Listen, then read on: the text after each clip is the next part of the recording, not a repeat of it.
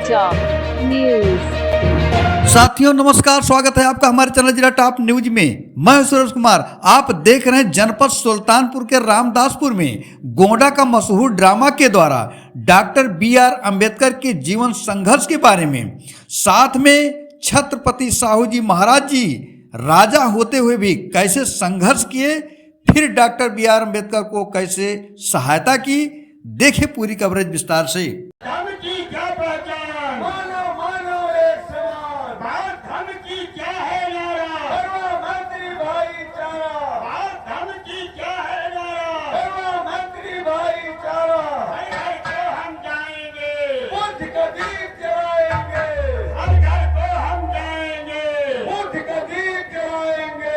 बाबा साहब की अंतिम इच्छा, बौद्ध धर्म की ले लो दीक्षा, बाबा साहब की अंतिम इच्छा, बौद्ध धर्म की ले लो दीक्षा। जब तक सूरज चांद रहेगा, बाबा भीम का नाम रहेगा, जब तक सूरज चांद रहेगा, बाबा भीम का नाम रहेगा। भागत गौतम बुद्ध की करुणा हो करुणा। जी दरबार में उपस्थित होंगे, लेकिन साथियों पीछे बाबा साहब बड़ौदा रियासत सयाजी गायकवाड़ महाराज के यहाँ 10 वर्षों के लिए नौकरी कर रहे थे, लेकिन वहाँ के सवर्ण कर्मचारी आंदोलन करके बाबा साहब को निकलवा देते हैं सयाजी गायकवाड़ महाराज के यहाँ से। अब वो अपने घर जाते हैं, अपने बीवी बच्चों से क्या बात करते हैं, आप लोग यहीं से कहानी देखिएगा। धन्यवाद।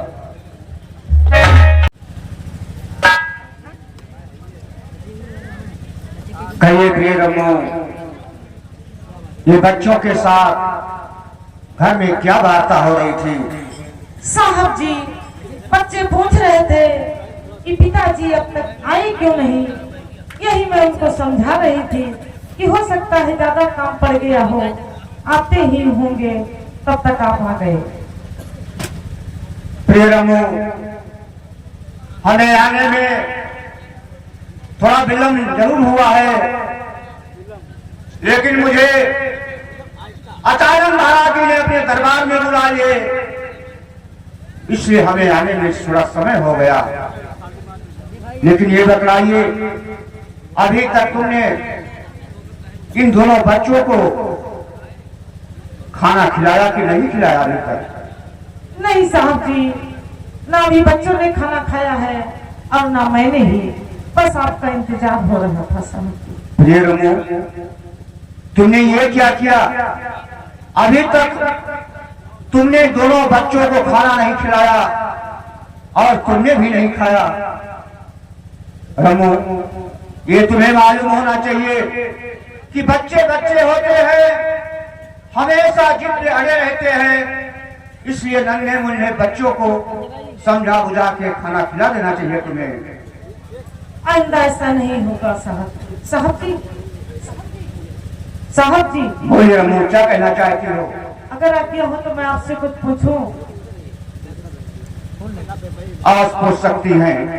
साहब जी, जब आप हमेशा घर पर आते थे तो आपके चेहरे पर मुस्कुराहट रहती थी, लेकिन आज मैं देख रही हूँ आपका चेहरा क्यों ऐसा, इसका क्या कारण है?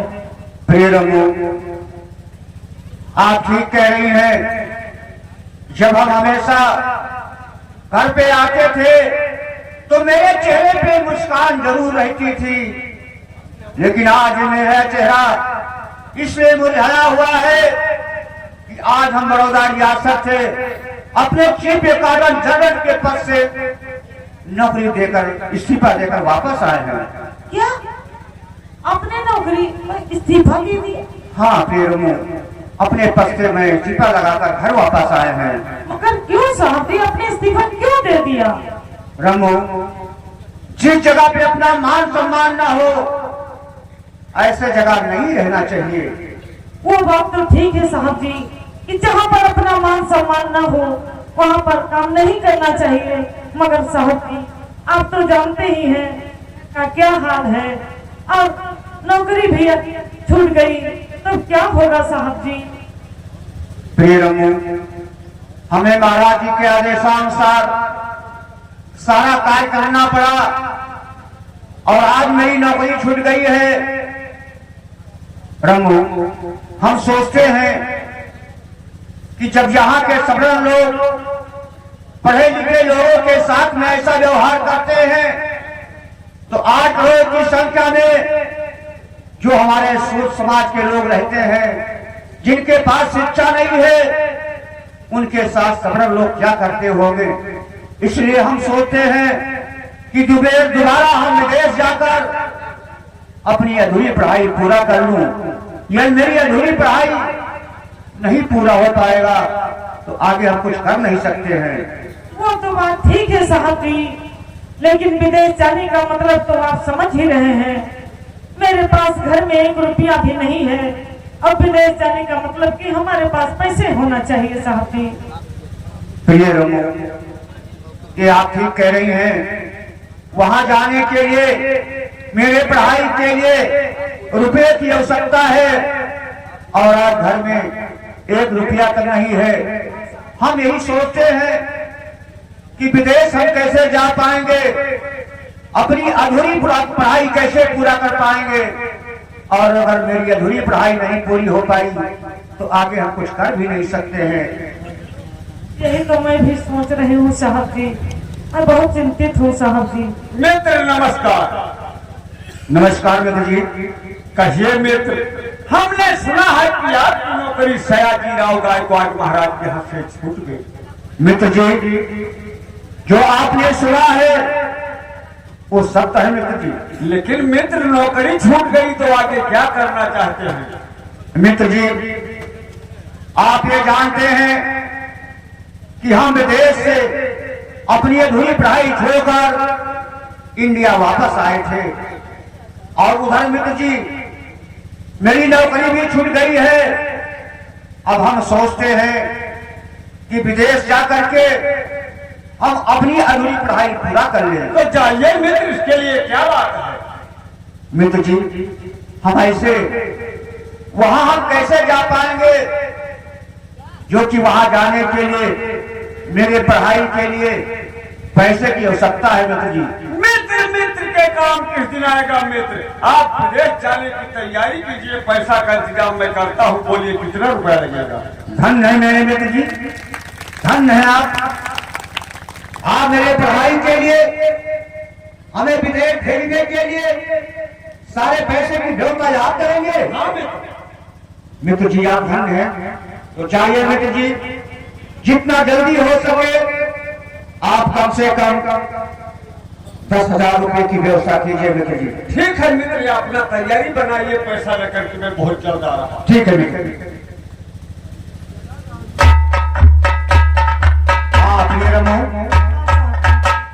ये हमारे मित्र नौल भटेला जी जा रहे हैं पैसे की व्यवस्था करने के लिए, और जब तक हमारे मित्र जी पैसे की व्यवस्था करके वापस नहीं आ जाते हैं, अगर हो सके तो कुछ यदि घर में हो तो रास्ते के लिए खाने पीने की व्यवस्था आप कर दीजिए। ठीक है साहब जी, मैं व्यवस्था करती हूँ। ठीक है, चलिए हम अपने मित्र जी का इंतजार करेंगे। ठीक है साहब।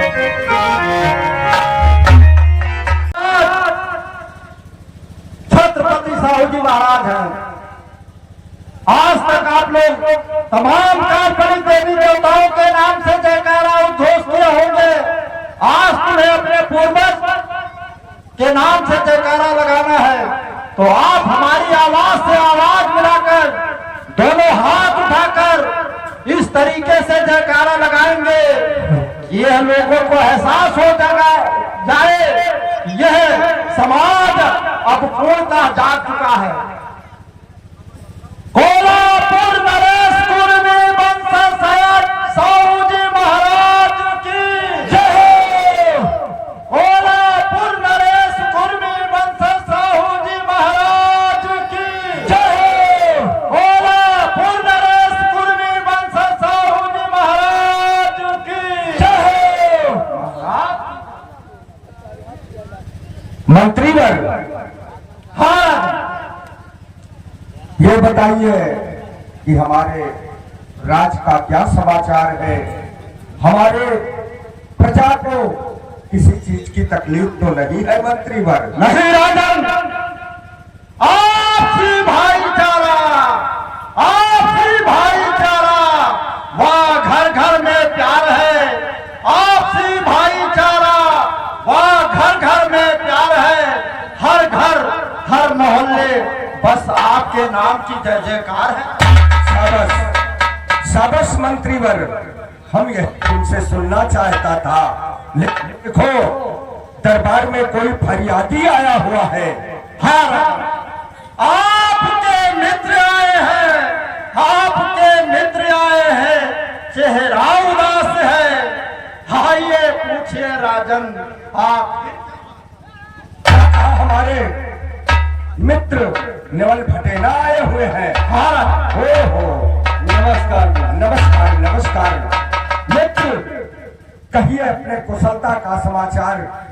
और जब कभी आप आते थे हमारे पास हमसे मिलने के लिए हमारे दरबार में, तो सदैव आपके चेहरे पे मुस्कुराहट रहा करता था। आज ये मैं क्या देख रहा हूँ कि आप निराश, एकदम उदास है। इसका कारण क्या है मित्र? अवश्य बताऊंगा महाराज। क्या कहूँ कैसे कहूँ, क्या कहूँ कैसे कहूँ, कुछ कहा जाता नहीं, लेकिन बिना कहे फिर भी रहा जाता नहीं। मित्र उठिए, ये कैसी बात आप कर रहे हैं कि बिन कहे भी नहीं रहा जा रहा है और कहा भी नहीं जा रहा है। मित्र, रह रह के हमारा कलेजा धड़क रहा है। कारण क्या है आप बताइए मित्र, कौन सी आपके ऊपर परेशानी आ गई है? महाराज, अम्बेडकर जी की नौकरी सयाजी राव गायकवाड़ महाराज के हाथ से छूट गई। क्या कहा मित्र कि अम्बेडकर की नौकरी सयाजी गायकवाड़ महाराज के हाथ से छूट गई? हाँ महाराज। लेकिन मित्र, सयाजी गायकवाड़ महाराज भीमराव को अपने पुत्र की तरह पाला और भारत से लेकर के विदेश तक पढ़ाया लिखाया। आज महाराजा और भीमराव के बीच में कौन सा मतभेद हो गया जो उन्हें नौकरी से निकाल दिया? महाराज, राजन में अम्बेडकर जी में कुछ मतभेद नहीं हुआ। वहां के जितने सवर्ण कर्मचारी थे उन लोगों ने अम्बेडकर जी से विरोध करते थे, चलन रखते थे। उन लोगों ने आंदोलन करके अम्बेडकर जी की नौकरी छुड़वा दिया महाराज। वहां के सवर्ण कर्मचारियों ने? हाँ महाराज। आंदोलन करके निकलवा दिया अम्बेडकर को? हाँ महाराज। लेकिन अब वो बेचारा गरीब अम्बेडकर क्या करेगा, कहाँ जाएगा मित्र? महाराज, वो अपनी अधूरी पढ़ाई पढ़ने के लिए विदेश जाना चाहते हैं। बहुत अच्छा, बहुत अच्छा मित्र, ये तो अति उत्तम है। उत्तम तो है राजन, परंतु उनके घर में पैसे की मजबूरी है। महाराज, अगर हो सके तो 10,000 रुपया की मदद। उठिए मित्र, उठिए। अगर अम्बेडकर को 10,000 रुपए की सख्त आवश्यकता है और उनके घर में इस तरह की परेशानी है, तो हम मित्र आपसे वादा करते हैं कि आज अम्बेडकर के घर जाएंगे और सहायता स्वरूप हम उन्हें 10,000 रुपया देंगे और जितना भी उनके पढ़ाई में पैसा लगेगा हम सब खर्चा करेंगे मित्र। धन हो महाराज, धन हो। आप तो कुर्मी वंशज का नाम रोशन कर दिया महाराज। ठीक है, जाइए मित्र, हम आज ही जाएंगे अम्बेडकर के घर।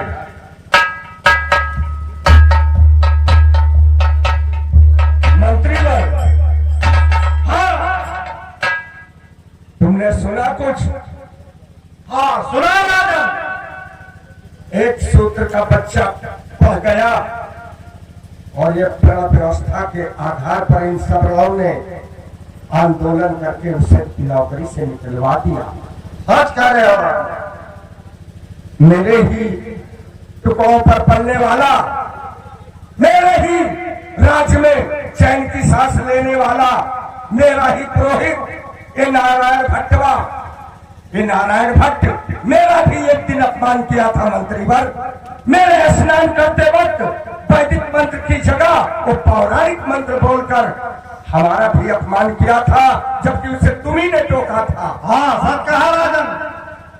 वो जिस समय मंत्रों का उच्चारण कर रहा था वो खुद स्नान करके नहीं आया था, जबकि सीधा वैश्यालय से आया था राजन। मंत्र जो कुछ हम कहते हैं उसे ध्यान से सुनो। अवश्य राजन।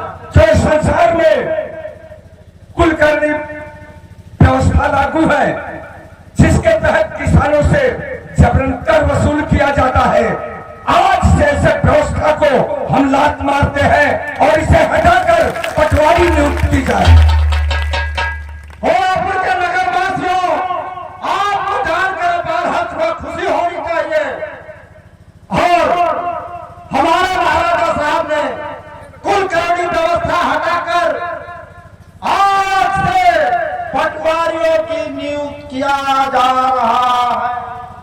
मंत्रीवर, ये वर्ण व्यवस्था जब एक राजा के साथ ऐसा बर्ताव करता है तो हमारे निर्बल वर्ग के साथ ये क्या बर्ताव करता होगा। हाँ अवश्य राजन।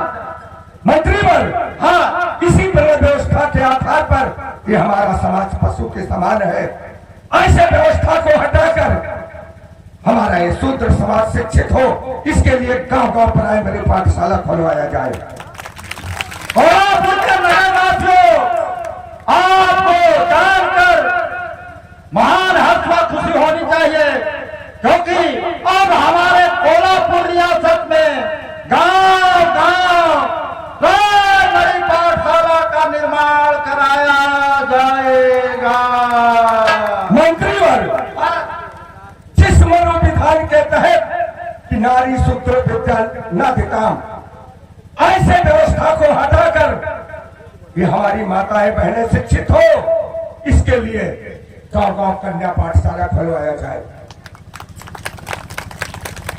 कोल्हापुर के नगरवासियों, अब हमारे कोल्हापुर में हमारे घर की बहू बेटियां, हमारी माताएं बहनें शिक्षित हो, इनके लिए गांव-गांव कन्या पाठशाला का निर्माण कराया जाएगा। और मंत्रीवर, ये हमारा मुस्लिम समुदाय शिक्षित हो, इसके लिए मुस्लिम शिक्षा समिति का गठन किया जाए। और हम मुसलमान भाइयों की शिक्षा से लाभान्वित करने के लिए मुस्लिम शिक्षा समिति का गठन कराएंगे। और मंत्रीवर, ये हमारी समाज आज तक प्रौढ़ताई शिक्षा नहीं ग्रहण कर पाई थी, आज से एक प्रौढ़ताई शिक्षा ग्रहण करे, इसके लिए अलग से एक सांस्कृतिक विद्यालय का प्रावधान किया जाए। ठीक है राजन। कोल्हापुर के नगरवासियों, अब हम इस शूद्र समाज को प्रौढ़ताई शिक्षा बढ़ाने के लिए हम कोल्हापुर रियासत में सांस्कृतिक महाविद्यालय का निर्माण कराया जाएगा। और मंत्रीवर, ये हमारे निर्बल वर्ग के लिए नौकरी में, ध्यान से सुनिएगा, नौकरी में हमारे निर्बल वर्ग के लिए 50% आरक्षण की घोषणा की जाए। हाँ, एक अहम सूचना कोल्हापुर के नगरवासियों, आपको अपार हर्ष व खुशी होनी चाहिए कि इनकी आर्थिक उन्नति विकास हो, इसके लिए हमारे महाराजा साहब ने नौकरियों में 50% आरक्षण का प्रावधान किया जा रहा है। और मंत्रीवर, जो नौकरी में सर्वरत रिटायर होंगे, उनके जगह पर हमारे निर्बल वर्ग को ही रखा जाए। और जो नौकरी से रिटायर होंगे, उनके जगह पर इस शूद्र समाज को ही उस व्यवस्था पर रखा जाएगा। मंत्रीवर, एक अहम सूचना। वह कौन सी सूचना है राजन? आज से किसी भी पंडे पुजारी को हमारे इस कोल्हापुर रियासत के उस खजाने से दान स्वरूप 1 ना दिया जाए, ना दिया जाए, ना दिया जाए। और एक अहम सूचना कि आज से इस कोल्हापुर रियासत से कोष खजाने से किसी भी पुरोहित वर्ग को दान स्वरूप 1 भी रुपया नहीं दिया जाएगा, नहीं दिया जाएगा, नहीं दिया। मंत्री अगर कोई इसका उल्लंघन करता है तो उसे सजाए मौत दी जाएगी, और कोई इसका उल्लंघन करने की दुस्साहस की तो उसका सर धड़ से दिया जाएगा। मंत्री हमने सुना है कि भीमराव अपनी पढ़ाई दोबारा विदेश जाकर पढ़ना चाहता है और उसके घर में इतनी मजबूरी है कि उसके पास मार्ग के लिए भारी भटक नहीं है, इसलिए हम आज अंबेडकर के घर इसी वक्त जाना चाहता हूँ। अवश्य जाइए, लेकिन इस दास मंत्री को आदेशित क्या करते हैं? मंत्री वर्ग हमारे ना उपस्थिति में हमारे राज्य से कोई दीन दुखी, कोई प्रजाजन आता है और फरियाद लाता है तो उसकी फरियाद सुनी जाए और उचित न्याय होना चाहिए। मंत्री वर्ग ठीक है, आप जाइए, ऐसा ही होगा जैसा आपने आदेश दिया। महाराज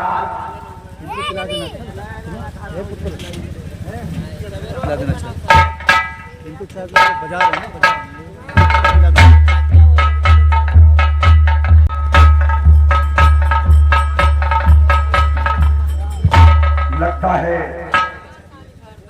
भीमराव के घर हम पहुंच चुके हैं और आवाज लगाते हैं। अगर भीमराव होंगे घर पर तो अवश्य बाहर आएंगे। अरे भाई, क्या भीमराव का घर यही है?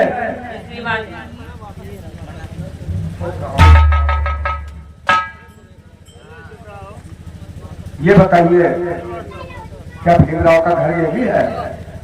जी यही घर है, लेकिन मैंने आपको पहचाना नहीं।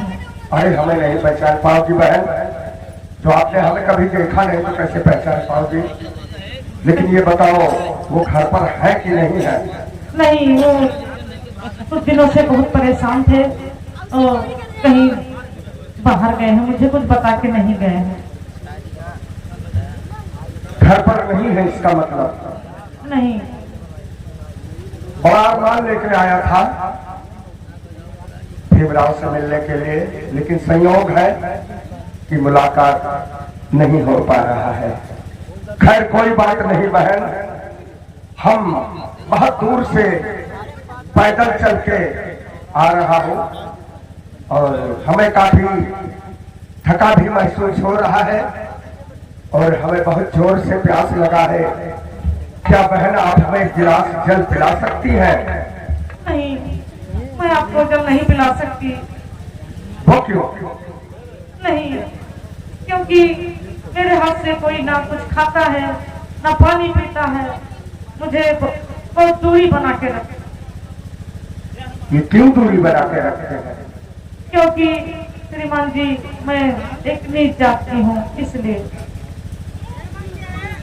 आप एक नीच जाति है, लेकिन बहन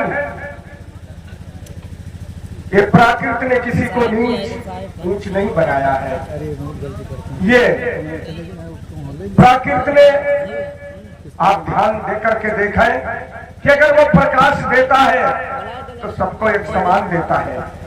अगर वो बारिश बरसता है तो कौन बड़ा कौन छोटा कौन किसके मकान पे सबके समान बारिश करता है।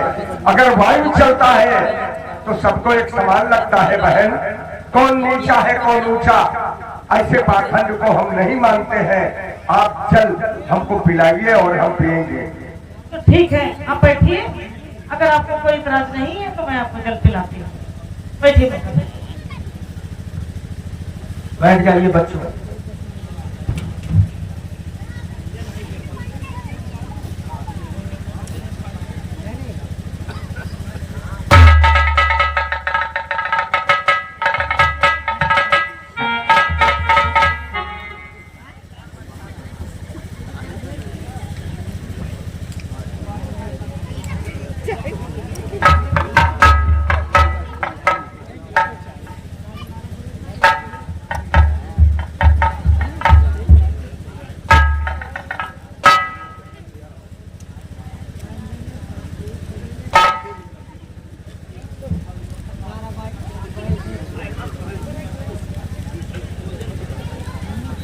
वाह बहन, बहुत जोरों से प्यास लगा था, आपने जल पिलाया, आत्मा ठंडा हो गया। लेकिन बड़ा अरमान लेके आया था बहन, और भीमराव से मुलाकात नहीं हो पा रहा है। लेकिन सुना है बहन कि वो अपनी पढ़ाई दोबारा पढ़ने के लिए विदेश जाना चाहते हैं और पैसे के लिए परेशान है।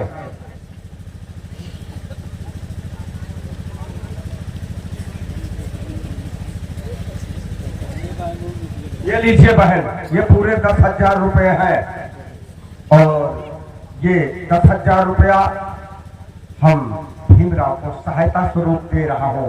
इसमें कुछ और पैसे हैं, ले लेना काम में, और जब वो घर आए तो उनको दे देना और बता देना जो सारे चिंताओं को छोड़कर विदेश जाकर अपनी पढ़ाई पूरी करें, और जितना भी उनके पढ़ाई में पैसा लगेगा वो सब हम पूरा करेंगे, और उनके नाम हर महीने हम 50 स्वर्ण मुद्राएं छात्रवृत्ति के रूप में भेजता रहूंगा।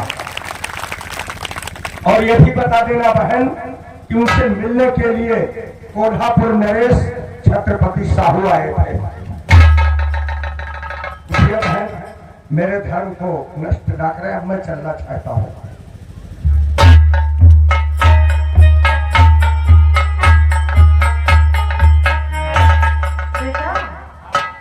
कोल्हापुर नरेश छत्रपति साहू जी महाराज थे।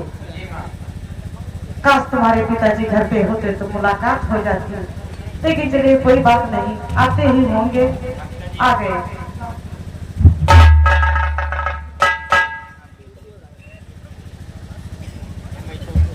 कहिए प्रिय रमो, हमारे मित्र नौल भजना जी अभी तक वापस नहीं आए। साहब जी, आपके मित्र तो नहीं, मगर बड़ी खुशी की, उल्लास की बात है साहब जी कि हमारे घर पर छत्रपति साहू जी महाराज नरेश आए और हमारी टूटी हुई चारपाई पर बैठ करके उन्होंने हमारे हाथों से पानी भी पिया। साहब जी, प्रिय रमो, आज मैं क्या सुन रहा हूं कि कोल्हापुर के महाराज छत्रपति साहू जी मेरे घर आए थे। हाँ साहब जी, और मैं टूटी हुई चार पहिया पे बैठकर महाराज जी ने आपके हाथों से एक गिलास पानी भी दिया। राजन आप धन है जो चांदी सोने के सिंहासन पे बैठने वाले महाराज जी मेरे घर आकर इस टूटी हुई चार पहिया पे बैठकर तुम्हारे हाथों से एक गिलास पानी भी पिया। राजन आप धन है। प्रिय रमो, महाराज जी ने तुम्हारे हाथों से एक गिलास पानी पी करके इस सारे समाज के लोगों को दिखा दिया है कि समाज में, इस राज्य में ना कोई शूद्र है, ना कोई नीचा है, ना कोई ऊंचा है, हर मानव जात के लोग सभी बराबर हैं। इसलिए महाराज जी ने तुम्हारे हाथों से एक गिलास पानी पी करके सारे समाज के लोगों को दिखा दिया है। राजन आप धन हैं जो मेरे घर आकर आपने एक गिलास पानी भी पिया। और साहब जी, सबसे बड़ी खुशी की बात तो ये है कि ये 10,000 रुपये आपके पढ़ाई के लिए राजन ने दिए हैं, और उन्होंने कहा है कि जाकर विदेश मन लगा के खूब पढ़ाई करें, और जो भी खर्चा उनकी पढ़ाई में लगेगा मैं अपने कोष खजाने से 50 स्वर्ण मुद्राएं मैं भेजता रहूंगा। बस वो मन लगा के पढ़ाई करें। प्रिय रमो, ये महाराज जी मेरे पढ़ाई के लिए ये 10,000 रुपया सहायता स्वरूप दिए हुए हैं, और अपने मुखारबिंद से 50 स्वर्ण मुद्राएं छात्रवृत्ति देने का घोषणा भी किए हैं। रमो, अगर इसी तरह से महाराज जी छात्रवृत्ति भेजते रहेंगे तो विदेश में मेरी पढ़ाई अवश्य पूरी हो जाएगी। हाँ साहब जी। रमो, देखिए हमें पैसे की आवश्यकता था, पैसा हमें मिल चुका है, लेकिन तुमने कुछ रास्ते के लिए खाने पीने की व्यवस्था किया है या नहीं? हाँ, साहब आप चिंता मत बेटा, जाओ साहब। प्रिय रमो, जी साहब। अब हम जा रहे हैं विदेश अपनी पढ़ाई पूरा करने के लिए, लेकिन आज से इस घर की जिम्मेदारी तुम्हारे सर पे आ चुकी है। किसी प्रकार की तकलीफ मेरे दोनों बेटे को नहीं होना चाहिए जब तक हम विदेश से पढ़कर वापस नहीं आ जाते हैं। ठीक है साहब जी, आप चिंता मत कीजिए, आप बैठिए, क्योंकि आप चले जाएंगे विदेश को अपनी पढ़ाई पूरी करने के लिए। मैं चंद बातें आपसे करना चाहती हूँ साहब जी। आज तक सकती है।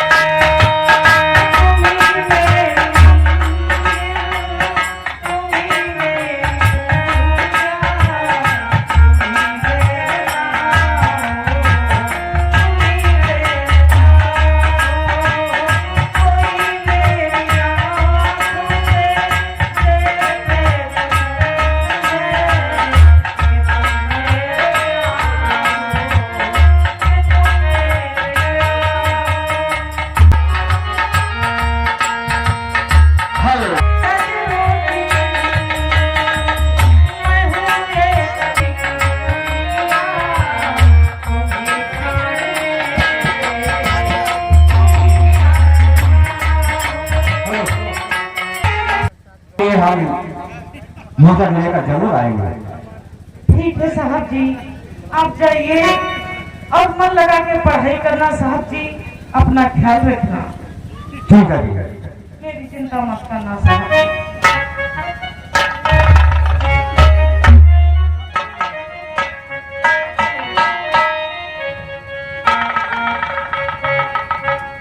मेरे साहब जी तो विदेश चले गए। किसी का भी आदमी बाहर देश विदेश परदेश जाता है तो सभी महिलाएं दुखित हो जाती हैं। मैं भी हूँ, मैं भी एक महिला हूँ, लेकिन मुझे दुख तो साथ में है ही, लेकिन दुख से ज्यादा मुझे खुशी हो रही है कि मेरे साथ भी विदेश जाकर पढ़ाई करेंगे और उनकी पढ़ाई जब पूरी हो जाएगी तो मैं भी दूसरी महिलाओं की तरह अच्छा खाऊंगी, अच्छा पहनूंगी, मेरे भी दिन अच्छे हो जाएंगे।